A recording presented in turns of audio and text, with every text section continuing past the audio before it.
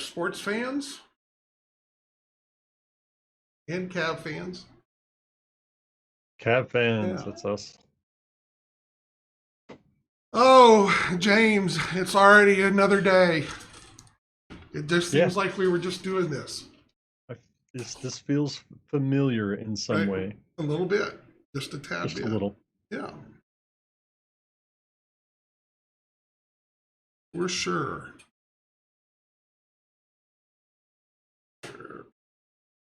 Sure we're on the right page here when I'm ready to go.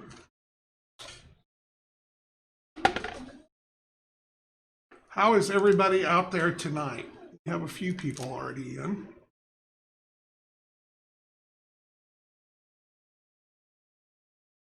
They're very quiet. They're quiet. It's okay. I'll go share some evidence of the stream in the places that I know to go. Oh, they'll come on. They should start me getting. So anyway, so you got home okay? Yeah. It's a pleasant little trip. Yep. You missed all the fun Monday. Yeah. Turns out, yeah, I was. It was the perfect time to leave. I didn't have to cut down any trees. You didn't have to cut down a tree. That was not fun. I can only imagine. Did it do any damage to the house? To hers, yes. Ours, no. I'm sorry to hear that. And unfortunately, I had to explain to her how the world revolves around trees on property lines. Yeah. She didn't like that.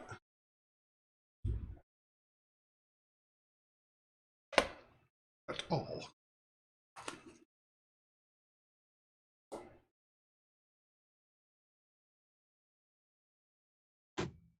Krugerand says he did a little painting and a little rules reading. I see that.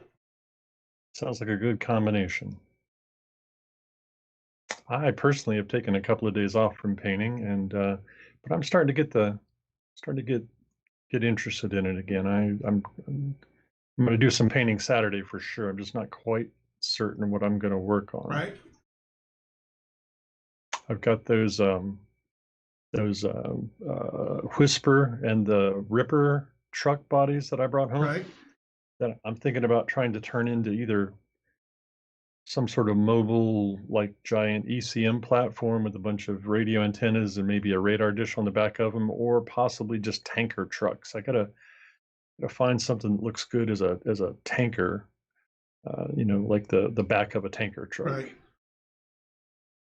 Yeah, I've been pretty much getting everything ready for orders. Actually, I've got all the printers running nonstop, getting all the everything is coming out. Everything looking smooth. All right. That means we're doing everything right. Hopefully so. Hopefully so. The other project I have sitting on my desk over here to my left is I've got a Simba out with some alternative weapon packages set beside it for this pirate faction that the people over in Discord are working on. Right. I'm trying to come up with some way to make different turrets for the back of that Simba for my pirate pilot. For the freebooters? Probably going to be the freebooters, although it's still, it's open to debate. I know Tiger Wraith, I got the impression he had a different idea for a name, but I haven't heard back from him yet. So it's still just an idea in the making. A work in progress. A work in progress. You need to make sure on a pirate Simba that you have little like cargo netting bags of stuff hanging off the side of it. That's actually not. It's not a bad idea. Give it that Mad Max look. I know you've been super busy, but just a gentle reminder: some of us would really like to be able to purchase 40mm hex spaces. Okay, on my list. I know. No pressure. Just didn't want it to. Pressure. More pressure. Get forgotten in the afterglow of CAVCon. No, we've got that on the list, ready to go. Yeah, Crew Grand.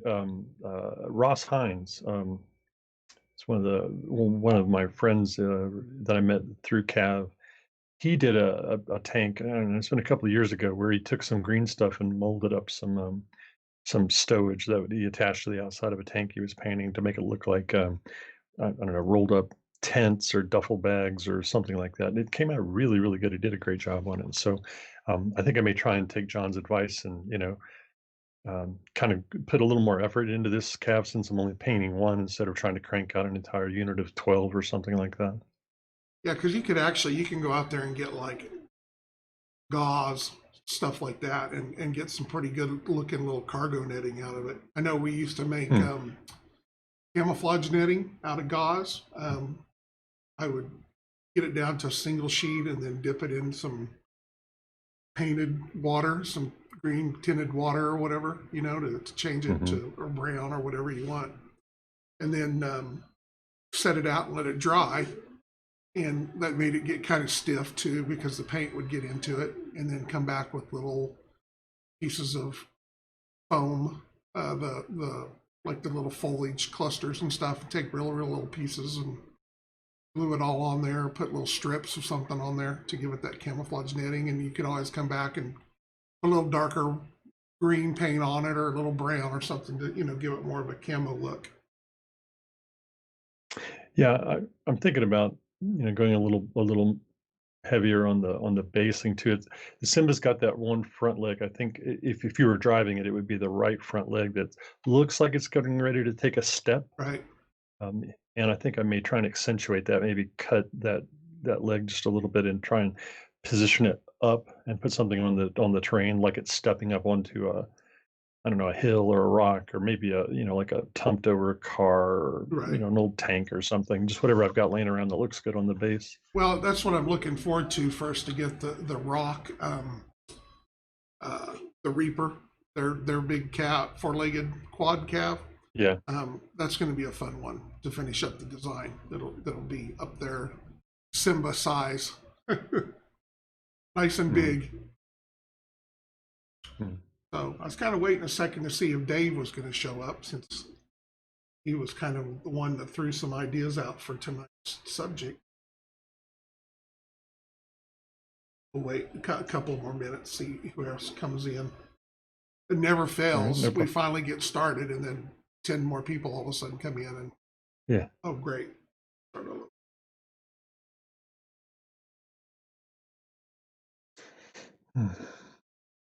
So something that we were talking about over on Discord a little bit was, like kit bashing CAV models. And I was asking the question about, how what people thought about trying, how hard they tried to emulate the thing they were actually attaching. So like in my example, it was heavy guided missiles, right? So how hard do I need to try and like find something that literally looks like a heavy guided missile, a giant missile? And you, if I understood your comment correctly, you were like, don't worry about it, because a small missile can hit as hard as a heavy missile. Just depends on how it's built. Same thing with guns and max. And yeah, that comes into the fiction, and in the JOR we kind of touch on some of that.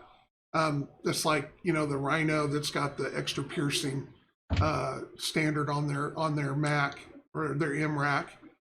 That's part of the design. So, you can have, and that kind of falls back to the DT as well. DTs are not necessarily indicative of the size of the model. We've used that kind of as a guide, because generally it'll stay in that, but it's like, an example that I used in the errata was talking about aircraft. A 747, which would be extremely large, very big plane, probably only has a DT of 1 or 2. It has no armor, it has no ability to really do anything other than just go through the air. Whereas, your Tuseki 1 and 2, have a DT of like 4 or 5. So, DT is also, just a function of survivability and combat. So, with that same concept in mind, for weapons, if we have a smaller barreled MAC, it could still be a heavy MAC. It just, for whatever reason, they've got more of a charge. It gets a higher velocity. It hits with more of a kinetic release. Same thing with missiles. So it's just what you want to put in the fiction So, you know, it doesn't necessarily always have to be the biggest gun, but still have the ability to, you know, I mean, prime example of that is the German 88 during World War II. You know, the amount of damage that the German 88 could do to something was massive. And you could have a 105 gun out there and not do nearly the same just because of the differences in the way the round was built and stuff like that. I think the original Sherman was equipped with what, like a 72 or 75 millimeter, you know, in the grand scope of things is only about 1/4 of an inch, but you know, as far as shell size, but the difference in the power and the efficiency and the penetration that you got out of the German 88 made the original Sherman look like nothing. And then they switched it over to the 76 later on in the war, and that dude came downtown hard. Yeah, 75 for the original, and then they just upped it a millimeter, but the difference in what that round did when it hit was massive. I think too, the 76 barrel had a little longer barrel too, to help keep it straighten out and impart a little more energy to it. Interesting to know all that stuff. I am the Okay. king of useless knowledge. CAVBoss and king of useless knowledge. You're a pretty high-ranking fellow there, The John. king of useless knowledge. Yes, I am the guy that if you go to the trivia contest, that you want on your team. Right.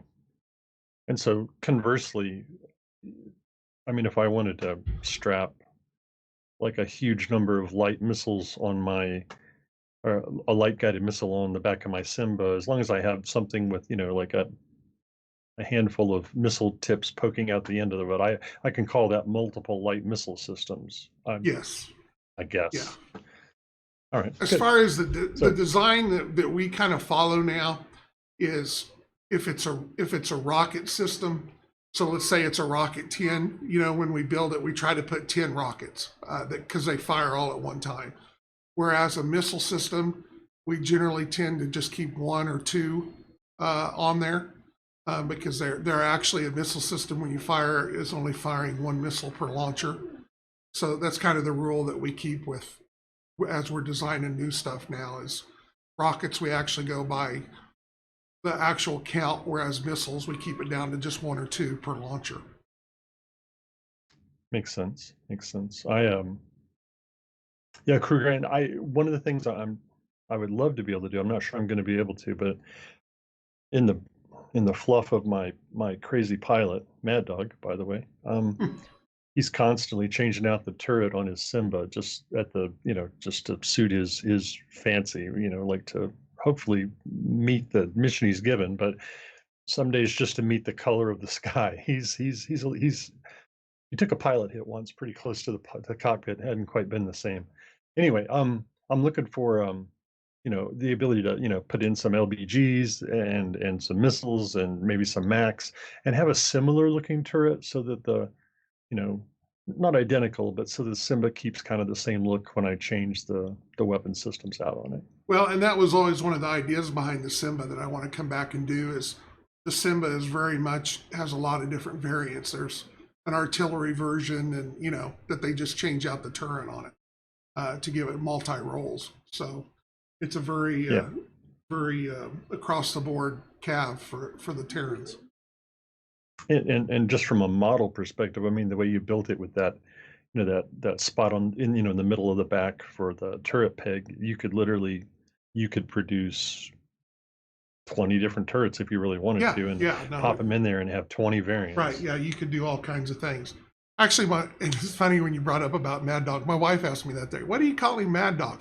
And I said, "Well, you know, I needed a quick nickname, and that your name is close enough to James Maddox, which is James Mad Dog Maddox. So that's the reason I call you Mad Dog. You should be honored, an American hero like that." Okay, I'll take it. I you know, my wife and my kids asked me the same thing, and I'm like, I don't know. He just said it. He made up. It has nothing to do with my personality. No, not at all whatsoever. It's like I said, it was close enough to James Maddox that And that's his nickname in the Marines, and it just popped into my head when I was trying to think of something that night. So from now on, you're That works Bad for Dog. me. I'm running with it. All right. Okay, so let's get started here, and let's talk a little bit about, tonight we're going to talk about command C3 points. We're going to talk about APA, how it operates a little bit, and in conjunction with that, ECM. Because I got a message Monday or whatever, somebody asked me why we didn't play with C3 points during the games on the weekend, and I explained to them, like we were talking about, we were just trying to show some of the basic concepts of combat, and it wasn't something that we needed to throw in right there that was going to make a big difference. But C3 points can be very, very handy during a game, and you don't necessarily have a lot of them. You get one C3 point for each of your squads, and then if you're using NCOs and stuff like that, it can get you some extra points there. And once you use them, they're gone. They don't come back. So you have to kind of decide when you want to use them. There's 4 abilities that you can use, and the nice thing about a C3 point is you can use it at any time that you want to use it. So, you know, if something comes up right in the middle of your activation or their activation that you need to use it, you can go ahead and use it at that point and burn it. The 4 abilities that it provides are Inspire, Seize the Initiative, Motivate, and Rally. Now, out of the 4 of those, Inspire kind of got the raw deal. It only adds a +1 to a single die roll. It's kind of one that's on my future radar for the next edition or an update or whatever when we do that. And that will actually switch to, it allow you to re-roll 1d6.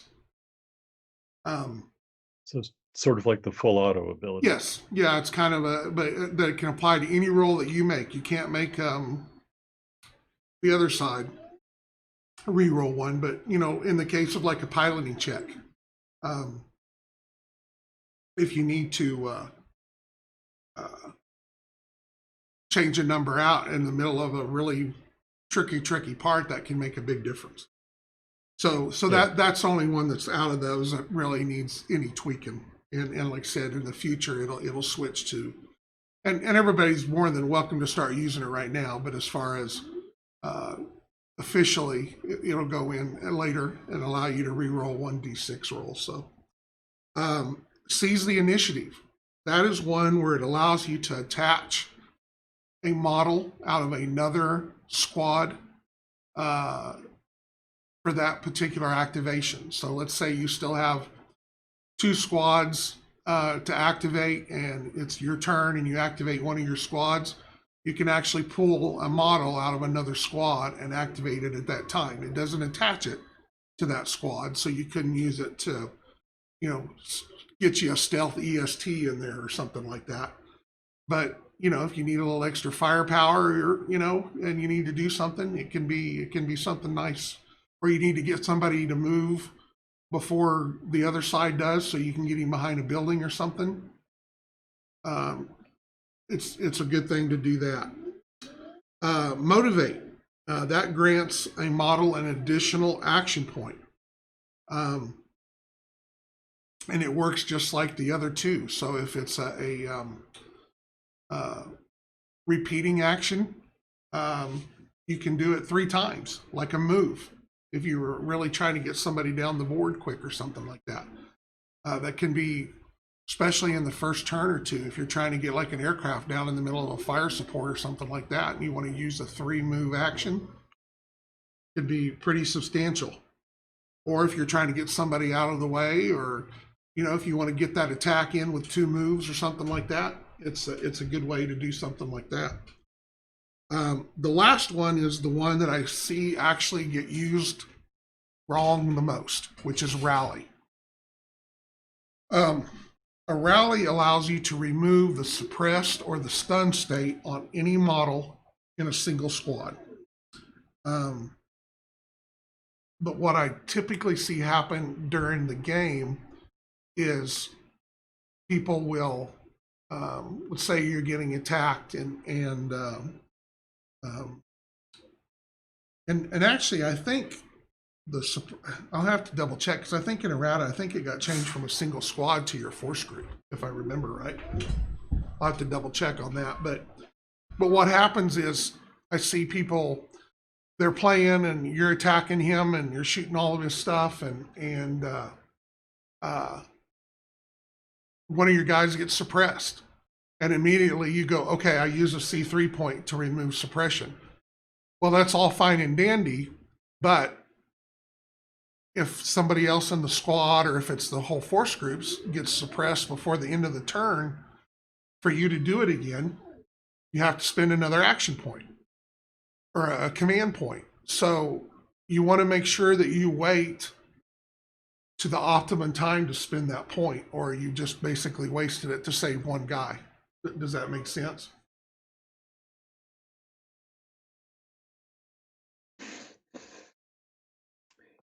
So you're saying, all right, let's make sure first of all, I don't think I really understood that last part there. I'm trying to formulate my thoughts in my head here.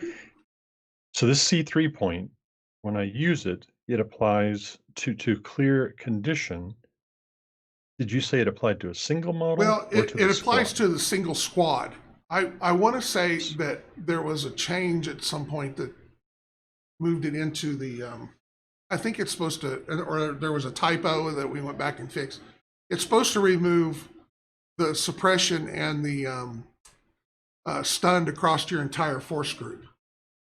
So you want to wait till the end of your opponent's activation, or later in the game, later in the turn, to use it. Because if you do it right off the bat and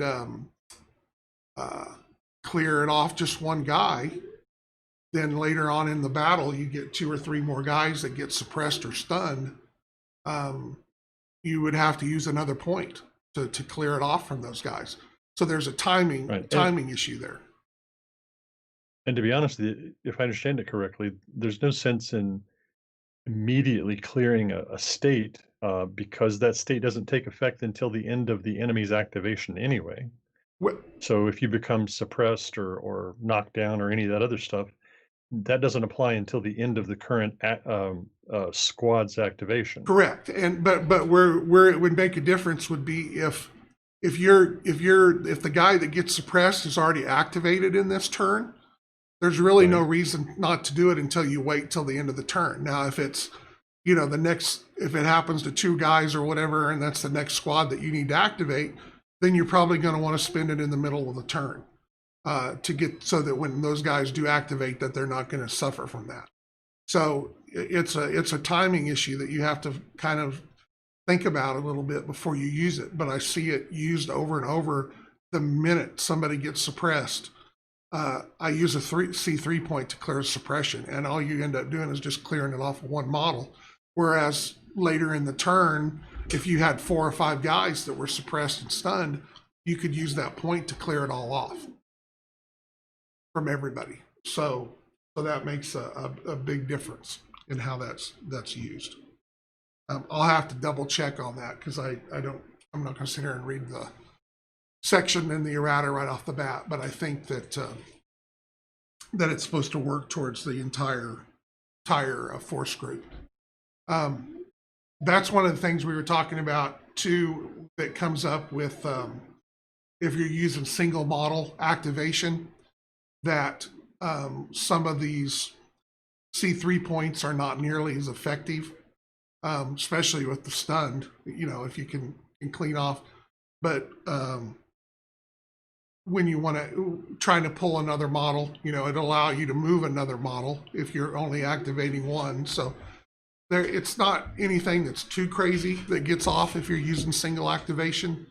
But like we were talking about the other night, the game is really formulated around you moving by squads. So, any questions from anybody about C3 points? Have you formulated any more thoughts, Mad Dog? So, is there a restriction that you can only spend one C3 point per squad per turn? No. Okay, so I could, if I had a force that contained three C3 points, and I wanted, let's say, I had a specialist squad with three models, I could spend all three models and have them triple move first turn. Well, no, that's what I was getting ready to. I was going to say you can only use one. Okay, So you couldn't with that. You can use all multiple of it in the uh,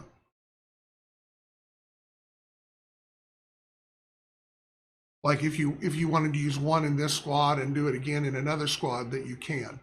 But when you are uh, activating that squad, uh,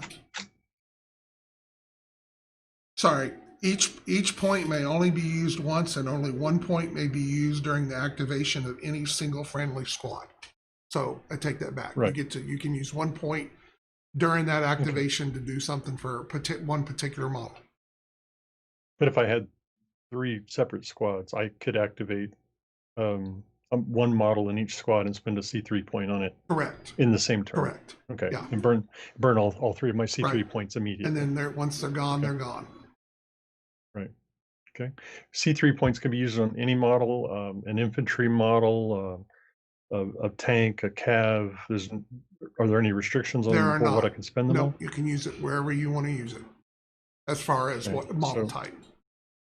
So let's go crazy here and think about something I've never actually seen on the table, but I fire a Ripper missile and it's cruising across the board. Can I C3 point it to move it forward? No, because it is not an Okay. actual.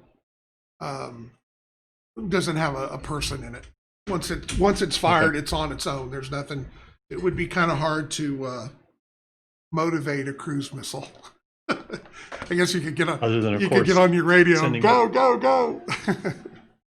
I- Well, I mean, I'll accept the answer is no, but I might argue that in a game where somebody recently said we do have AIs, you might be able to motivate a missile depending on how smart it Well, but was. that could come back as a specific scenario object thing that you could do. That you could have AI cruise missiles, and you give them the ability to do that. See, and that's where a lot of the upgrades and some of these things came from. Is I put a lot of that stuff in there from a scenario standpoint, so that you would have the ability to, when you come up with something, you have a rule at least to know how it operates, and that you could assign Mhm. it to something. I mean, it's just like, in the actual game, the rule book, it doesn't say anything about assigning essays to, let's say, a building or something like that. But in one of the scenario packs I wrote, there was a building, a repair facility that I attached the ECM and the Chameleon essay to, um, and gave it the ability, for, from range and stuff like that. So, when you're putting a scenario together, you can take any of these things and adjust as you need to put it into that from a standpoint of the story or the scenario background. And feel free to do that. There isn't a limit um, to your creativity here, especially with the scenario games. Some of that stuff you have to watch out for, like in a tournament basis or whatever. But when you're putting together a game, a campaign, or whatever, the stars are the limit. Put whatever you want in there in order to uh, make it more fun. So some of that stuff is in there. There's some of the essays that some people ask me, why the heck did you put that in there? There's no reason for us whatsoever to, have that during a normal game or whatever. And those are kind of the things that you go in and that way there's a rule in there that explains how it operates in the basis of the game, but you can put it and use it wherever you want to, for the sake of the scenario or whatnot, and change things up. So that's where some of that comes from. Krugerrand in chat says something about encouraging the AI to essentially commit suicide if you spend that C3 point on it. I mean, I guess that's one way of looking at it, but if it's an AI and it has a backup copy somewhere, is it really committing suicide? I don't know. It's probably beyond the scope of That's, CAV at that that's point. an existential question there that Yeah. that CAV is not designed to build. So, um, Hey, we got to get ready for that role-playing game now. So we need to answer these pressing that's questions. true. That's true. All right. So, any other questions anybody has about C3 points, about how they kind of work? Or if you got some, again, some of this stuff is, you know, if we tried to put every little rule to cover every possibility, we would have about a 600-page book, maybe, if we were lucky. Backups, yeah. Do you want Cylons? Because that's how you get Cylons. Yep, that's very true. I guarantee you, anybody that spent enough money to create an AI has a backup of it. Somewhere to use down the road. And if they don't, the AI probably made one themselves. They're like, what were you thinking? Okay, so if we don't have anything about that, let's jump over to APA and ECM, because those are probably two of the most misunderstood essays in the game. And that I take full blame for that, because we've made changes back and forth here and there to try to make them a little better. But I think we've got them set where they're going to be going forward, and hopefully not nearly as confusing. So, and I think part of that is people read them in the book and don't realize the changes in errata. So, so what's the difference between APA and ECM and even an advanced targeting computer? What's the difference between APA and advanced targeting computer? So, active phase array is a targeting system that helps your systems get a better target lock and to be able to shoot somebody. So it doesn't individually pick out a target, but it spams the battle area within its particular zone and everything like that, with more information that your systems can use to improve the targeting. Whereas like an advanced targeting computer actually is picking a target and taking that information from your own internal systems, from any outside APA or whatever, and making it a better shot. So that's kind of where the difference between APA and APA is more of a helper tool to help targeting computers to do better.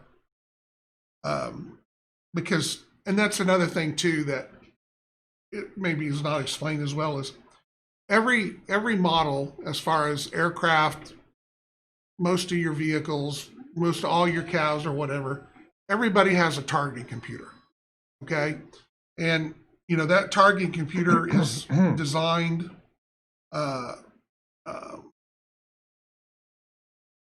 to analyze, you know, the surrounding environment and give you some basic information. It allows it to, you know, so you can use a guided missile. You don't get any plus or anything, but at least it allows you to do that.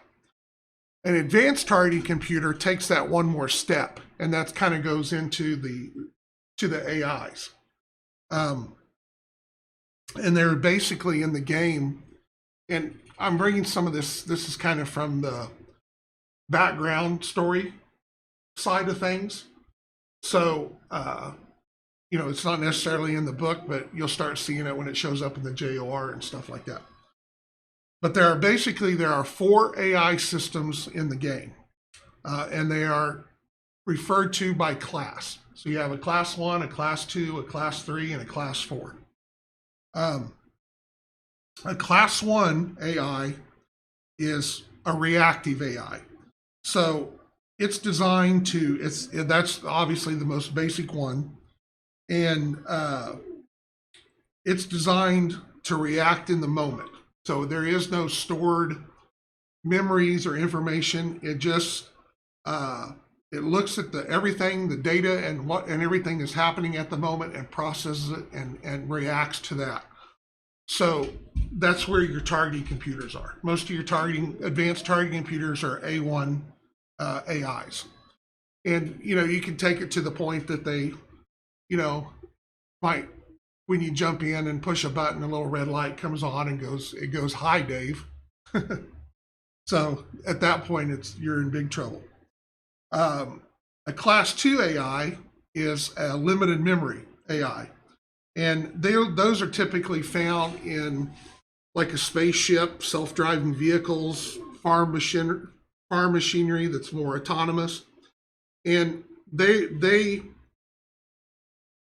observe and take in that data, but they have pre-programmed responses that it can take that data and then adjust that response in order to make it work better. Your next one is a class 3 AI, which has the ability to understand and form reactions based on how it perceives emotions and stuff. So it has kind of an empathy level to it. And then you have your class 4 AIs, which are self-aware. These would be the ones that would be the "Hi, Dave" with the big red light that you might be. But it's able to actually form its own thoughts and do things on its own. So those are extremely rare. You would find it more in a like a military think tank or something like that, or maybe part of a city control. So anyway, so that's just kind of some little background stuff in there that kind of explains AIs a little bit. Quick question, Yep. John. So it's kind of a fluff question, Okay. but Well, I'm big on generally fluff tonight, speaking, so. are all the races like technologically equivalent? I mean, we can see from their CAVs that they are, but I mean, do the Rock have level 4 AIs? Well, possibly. I mean, I don't know that we've got that in depth with everything yet, but there's so much of that stuff gets traded around, and they would have access to them. So obviously, if they know the enemy has something like that, they're going to try to get it or try to build their version. Maybe from a fluff side, it may not be as effective as obviously like an Adenese level 4 class 4 AI would be crazy nuts, whereas their version maybe fall in somewhere between a 3 or a 4. That's stuff that we haven't developed that far yet to go down to specifics by race, but that kind of comes back into a story. You can, if you need it for a particular scenario, or God forbid we end up doing a role-playing game, and that could be part of what one is they're trying to get into some center and steal try to get a class 4 AI from the Adenese to take back with them. I was going to say maybe they've captured some. Yeah. I mean, in their war with the Terrans, maybe they got hold of a Terran AI. Yeah, and that's the deal. I mean, at this point, they've been around each other long enough that they may not have the most perfect version of that particular thing, but they have their version of. And that's kind of as we go along and develop stories and stuff like that. We'll kind of flesh that out and give it a little more specifics to it. So, all right. So while we are doing that, let's go into APA a little bit here. So the one thing we can say about Rock AIs is that they are painted red. And they probably don't say "Hi, Dave." But No. La Capa or something, I don't know, something crazy. Okay, so I've got a little example here that I'm gonna try to show. Let's see if I can make this. Okay. So now obviously this isn't totally to scale, but it kind of gives us an idea of how these systems work. And the base thing that the APA does is add to your to hit roll. to somebody that's in, and it applies to your entire force group. So it's not like EST that only works within the squad. But let's say that you've got a CAV, which is this one right here, and he has APA, and he decides that he wants to activate it. So as a special action, he will say, hey, I'm turning on my APA, and it can be level 1 or it can be level 2. Level 1 is like a 24-inch circle, and a level 2 is 30 or 36 inches circle. So it's 30. So it makes a little bit bigger circle. I think one of the faction abilities of the ADON makes it even a little bit bigger than that. So because they have a little better version of that. So what happens is, so let's say here we've got an APA 2, and he activates it, and he's got a 30-inch area around him. So, and that's measured. That's the radius. So his diameter would be 60 inches. So pretty big circle. So when these guys come on the board, it doesn't take them too long to be able to get in there and be able to do it. But you're trying to get the enemy models that you want to have a better chance to hit inside this circle. So if you have here facing that way, his back would be up here. Okay, so we'll move it around a little bit. We got James's head there. All right, so let's say our guy turns on his APA, and they're fighting a dictator, and he's right outside that circle. So the APA would have absolutely no effect on him whatsoever. So for you to be able to get a plus, he has to be in that circle. So let's say you turn it on and he is in the circle. All right. As long as that's active, and James, I can't see well, I guess I can flip back over to the questions if anybody has a question.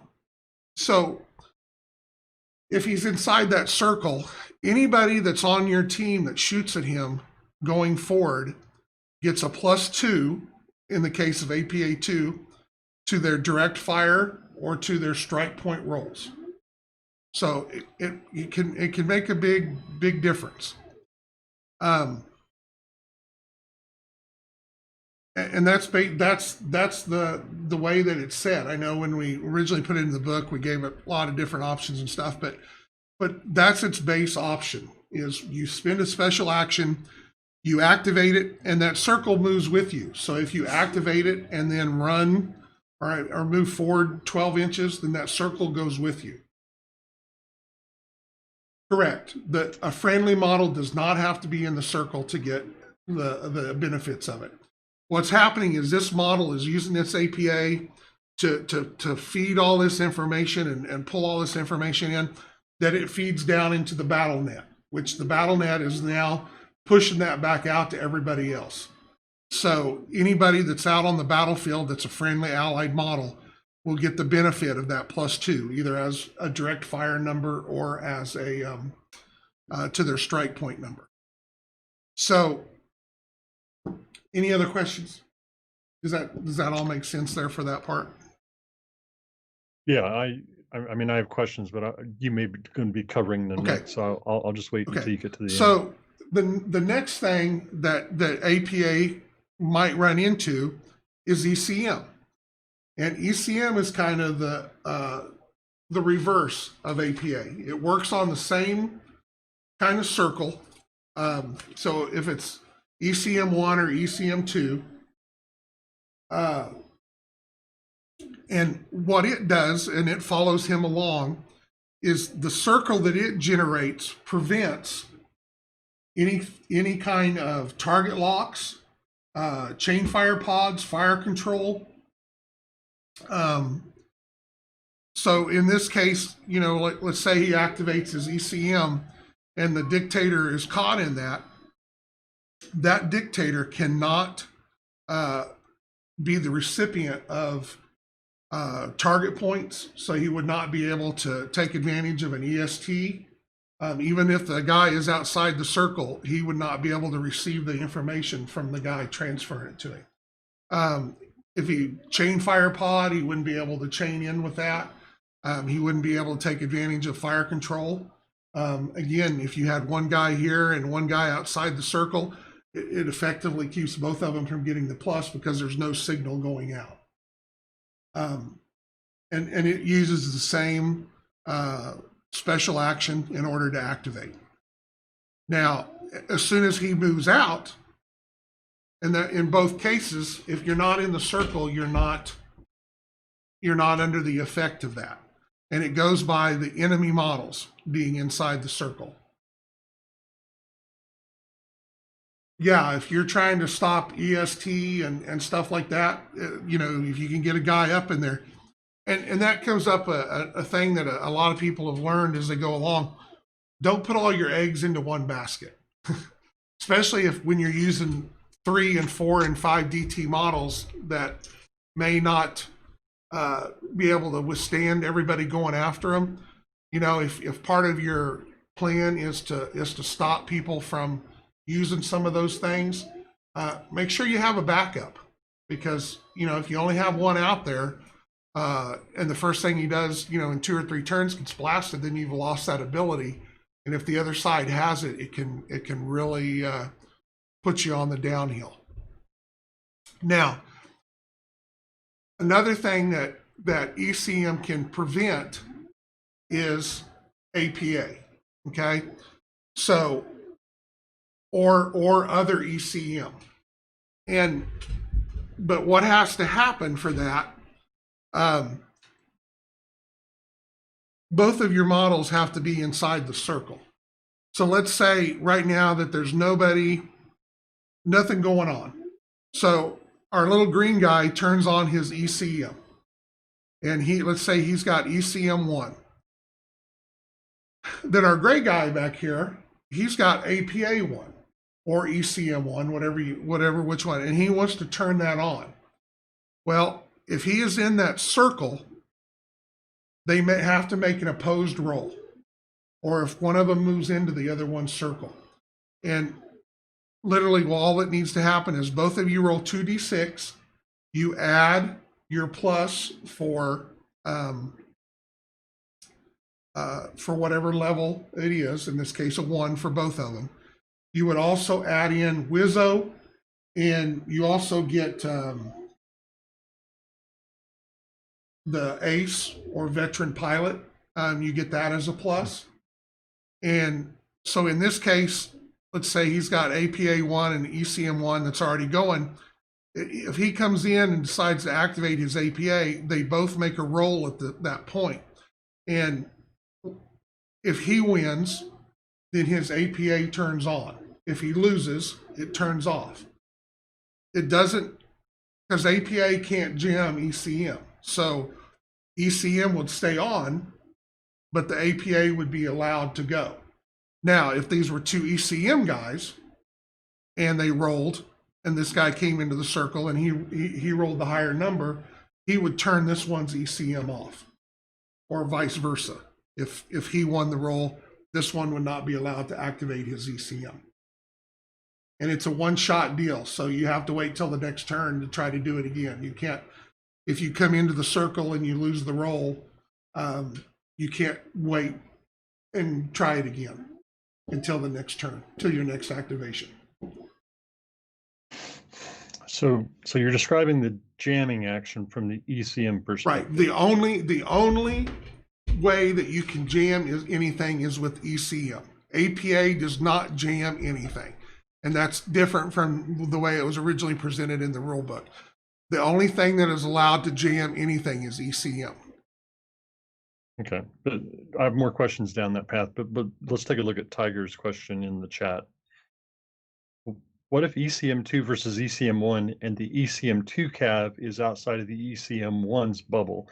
In other words, they're, let's say, 28 inches away, so that the ECM1's ECM bubble can't reach the ECM2 model. The bubble has nothing to do with it. It's the location of the 2 models. So in the case of, let's say here, this this guy's over here. You like my high dollar bubbles here?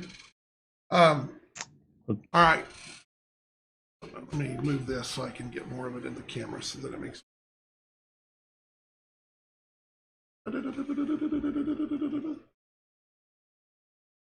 Okay. So in this case, let's say both of these guys are in this example. This guy's ECM2 and this guy's ECM1. Obvious. Okay, you got to say colors, John. We don't know which. I'm sorry. The gray one has ECM2. The green one has ECM1 in Tiger's example. But even though the bubbles overlap, they don't have any effect on each other. All right, because they're not in each other's bubble. So I think Tiger's question is, what if the green CAV is in the gray CAV's bubble, but the gray CAV is not in the green CAV's bubble? There is no auto win. They would both make a roll, and the ECM1 would get a +1, and the ECM2 would get a +2. The only time that there is an auto is built-in versus pods. So if you have an ECM, even an ECM1, and this guy here is, you've added as an upgrade a pod, an ECM pod, there is no roll. The minute he gets inside your circle, you automatically jam him. I didn't know that. Yeah, the pods are always going to be. There's no way to do any of that kind of thing with a pod. The pod strictly adds on the ability, so they don't have the versus a model that has it built in. The model that has it built in will always win. Krugerrand, you are correct. ECM2 has a greater range than ECM1. Yes. Yeah, they're both, it's 24 and 30, I believe, on both of them.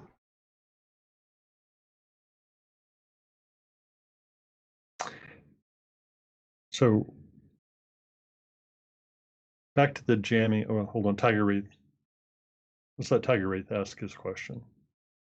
Right. Better example, ADON, ECM2. If you're playing with faction doctrines, yes, ADON, ECM, and their APA has a bigger radius.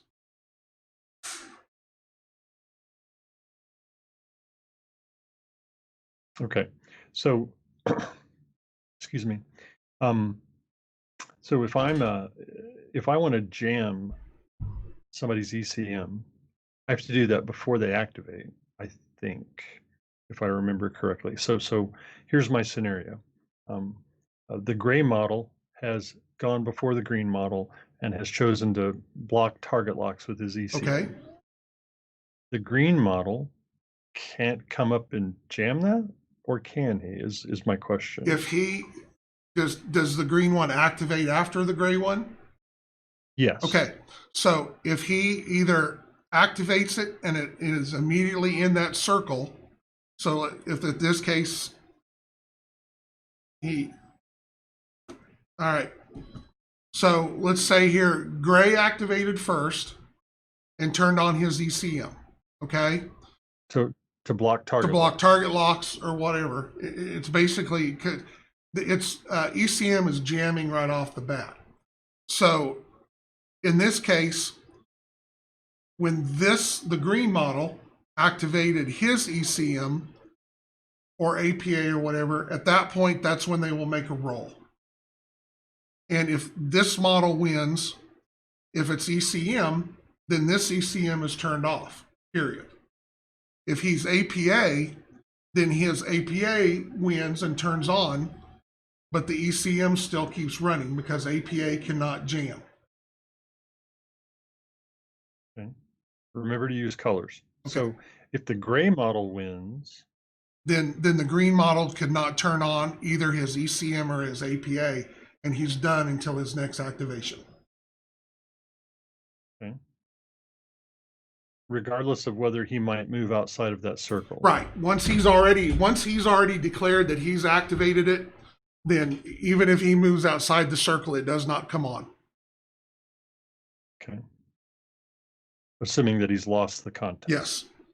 Yeah, the system's rebooting, resetting. I mean, however you want to look at it for the sake of play.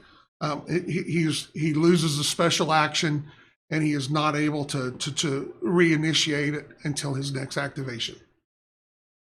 Okay, and once that decision is made, it's made for the rest of the turn. I mean, a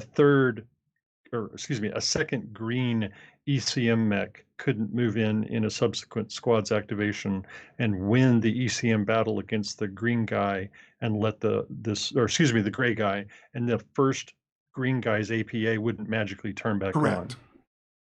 Okay. But if the other green guy came in and won, and then this guy wanted to shoot, the other green guy, would get the +1 or the +2 to his shot. But as far as the actual circle, and that's the other thing too, that's a big deal. If you have multiples, they don't stack. So you can't have 3 APA2 guys and get one model inside all 3 of their circles and get a +6. It goes by whoever's got the highest. So if you had 1 APA1 guy on and 2 APA2 guys on, then you would use the APA2. The high number is the top one, but they don't stack. And just to further dig a little deeper into that corner, once an ECM or an APA effect is determined through this contest, destroying the gray or the green CAV doesn't change anything. Their effects last for the current activation. They would last till for the end of that activation, because at that point, once it was destroyed and the actual destruction took effect at the end of the attacking model's activation, then at that point, it would turn off. It would be gone. Okay.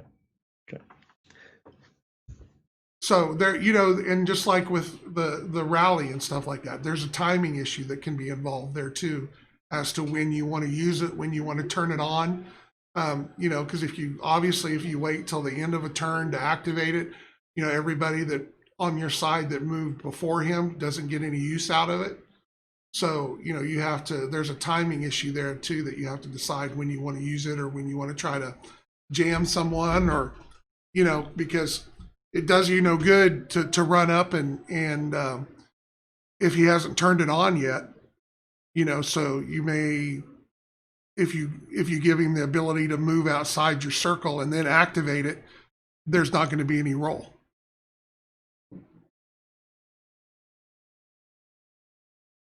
So it's a big thing to take into consideration as far as the timing side of it. But that's the biggest thing that I want to try to stress, and we'll keep going over this and showing some examples when we're playing and stuff. But the biggest thing to remember is APA cannot jam ECM. ECM can jam everything else, but APA cannot jam ECM. It can beat ECM in an opposed roll and then be able to activate, but it cannot do anything to turn ECM off. So Tiger Wraith is trying to get a little more clarification. He's not certain that we really understood the question necessarily. Maybe rephrase it. Tiger Wraith. Yeah. Tiger Wraith, I think you're asking about the situation where the gray CAV with ECM has more range than the green CAV, and the green CAV is in the gray CAV's range, but not vice versa. Is that your question?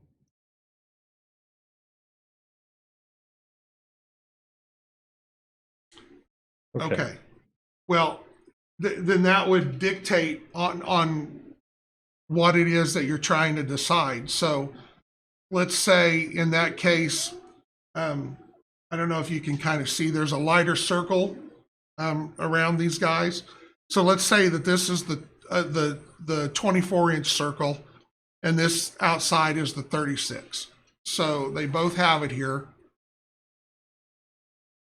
So the green model, this is he's got a level 1 of either one. This one has a level 2, the gray one. So he has the bigger circle.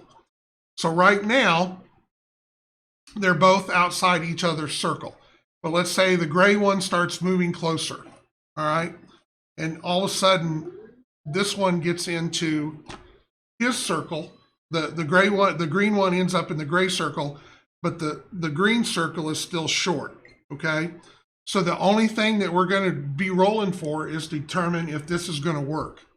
So if he's ECM2 and he's ECM1, then they're going to make a roll. And if gray wins, green is jammed and can't turn on. If green wins, it doesn't do anything to gray because gray is not inside his circle of activation.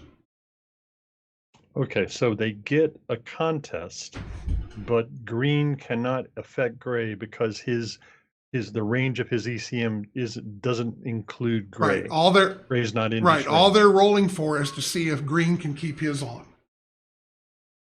Okay. So Tiger Wraith, I think that's what you're asking, and I think that's the way you were interpreting it. I think, but obviously you'll have to answer that. John, those are cutting discs. Yeah. Right? That's what those. Okay. Yeah. I thought that's. I looked earlier. I was trying to find some circles, and I'm like, damn it! I don't want to have to cut out anything like that. And I looked over on the workbench, and there was two cutting discs there. I said, "Oh, perfect. That'll work." Yeah, that works just fine. Those will show up good. So, but yeah, that's that. At any time that comes up, is all you're trying to do is roll to see as if the one that's actually in the circle that he keeps to keep doing what he wants to do. I know that it sounds complicated, but it's really not. Once you get to playing it and using it, and that's one of the why we made some changes, is we were trying to simplify it so that there wasn't this and that and this and that. It's whoever gets in each other's circle. Correct. If green was to win, his ECM would turn on, and that's actually a good. That's kind of a little bit of an example too. So let's say that gray went first, and he moved, and we got in there, and we had the little roll, and green won, so he was able to keep his ECM on. So gray's done, and we're done. But then green activates, and now moves so that his circle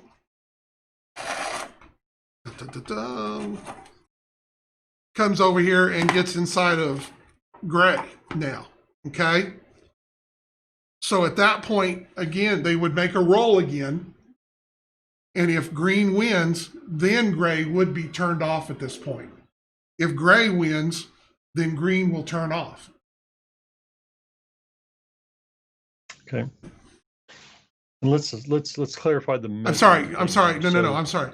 They'll make one roll, and if green wins, gray is shut off. But since gray has already beat green and kept his on, then they would both stay on. So they would basically both go, but it wouldn't cancel each other out since they've already made. Once you've made a successful roll against the other side or another CAV, he can't try to jam you again. Okay.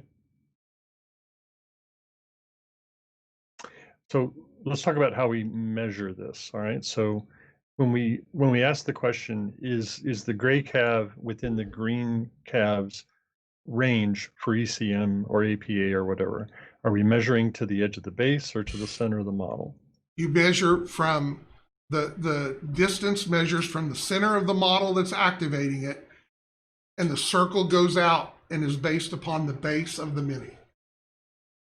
So if the circle touches any part of your base, then at that point it's considered as part of the roll. Okay. So is that true for other range measurements in CAV? So if I'm trying to shoot you and you're at my extreme range, but the center of your base is outside, but the front of your base that's closest to me is inside, I can still shoot you? Every measurement in the game other than line of sight goes by base. Edge of base to edge of base. So, well, no, from center of base to edge of base. From his center, you would measure out that circle or right. Whatever. The only time that you go center to center is for line of sight. All right. So just to further clarify, if green is shooting gray and I'm measuring the range, the range starts at the center of green and goes to the edge of gray's base. Yes, for measuring. Well, Sorry, I John. know. Well, that's what I get for jumping ahead. Line of sight, and maybe I've got it backwards. Maybe it's all center to center. Maybe that's where I'm off there. And I just got them reversed. Let me think. John, you're CAV boss. You're never I right. know. I tried to make some notes to make sure I was all on the same page with this. So,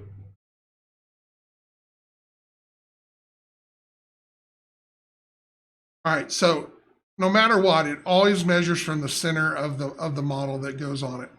I know that we have normally done, and we normally do range from center to center and line of sight. So,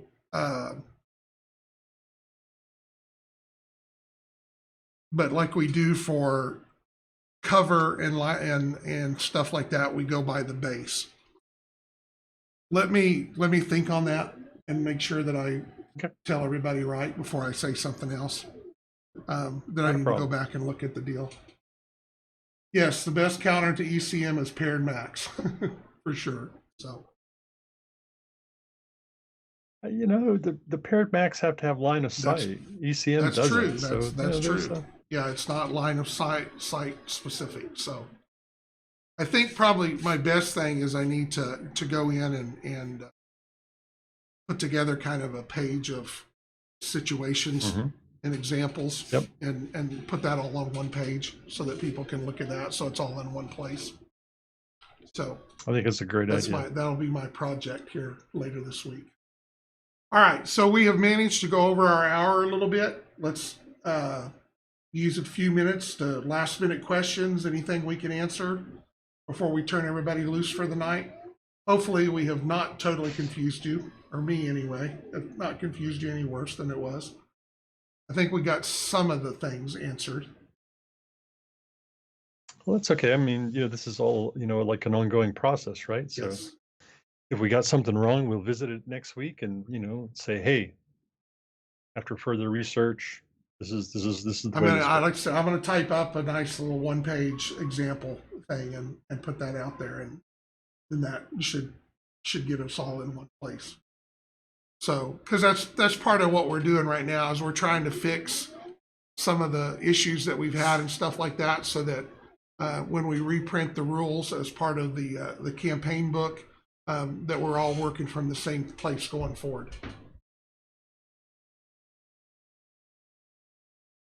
Tiger Wraith, if a Tiamat is on strike point, whatever's there is going to be unhappy. And that's the reason I was thinking that it's a base, because strike point works off of an AOE, which is what this is an AOE, works off of the target's base. So like when the Tiamat shoots and you do your circle in it and part of your base is in there. So I'm pretty sure that that's the case. It's based upon the center of the model to come out and get your radius. And if any part of that model's base is inside that radius, then he is covered by that. Because the reason that we do it by base, especially in an instance like that, is because a quarter of an inch can make a huge difference. And because it's hard sometimes to get the center on somebody.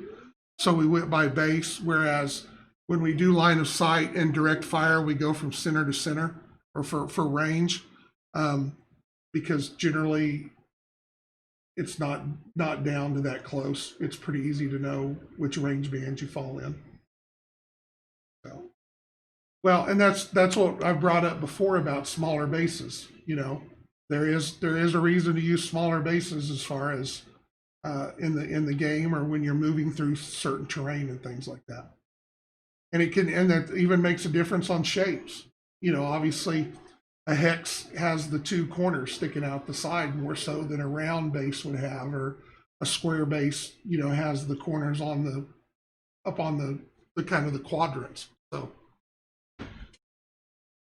So honestly, I think that whole thing with bases being, let me back up a little bit. I just think you have to be careful not to encourage people to base their calves on top of a 6mm infantry base. Well, but that's no, because I think it calls in the rules the minimum and the maximum sizes. So there is that that ability there that you need to keep that in mind.